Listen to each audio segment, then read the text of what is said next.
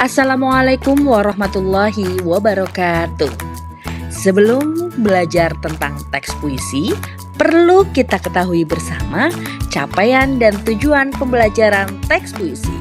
Berikut akan ditampilkan capaian dan tujuan pembelajaran teks puisi. Terdapat 4 capaian pembelajaran dalam fase D. Yang pertama, dari menyimak.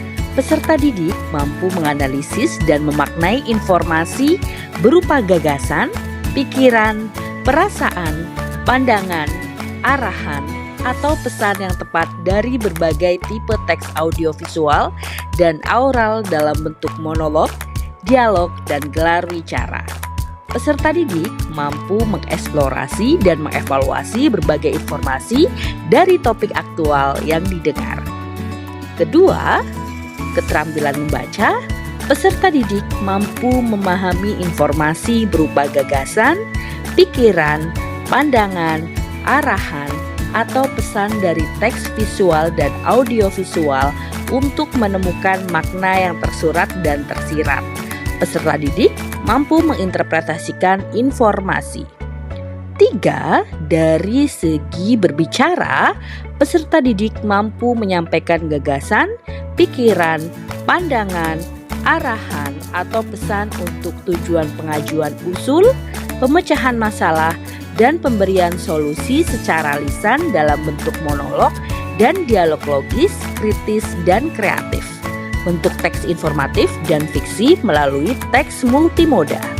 Dan yang terakhir, dari segi menulis, peserta didik mampu menulis gagasan, pikiran, pandangan, arahan, atau pesan tertulis untuk berbagai tujuan secara logis, kritis, dan kreatif.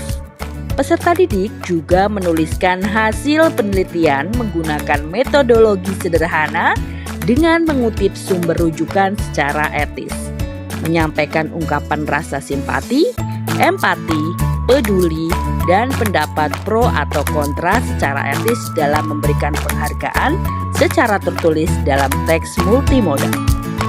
Setelah tadi kita berbicara tentang capaian pembelajaran, sekarang kita akan berbicara tentang tujuan pembelajaran materi teks puisi.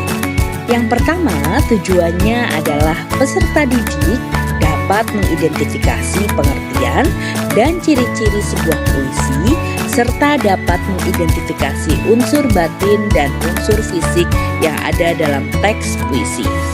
Kedua, peserta didik dapat menelaah unsur kebahasaan dalam teks puisi. Dan yang terakhir, yang ketiga adalah peserta didik dapat menelaah langkah-langkah dalam menulis puisi. Demikianlah capaian pembelajaran dan tujuan pembelajaran dalam materi teks puisi.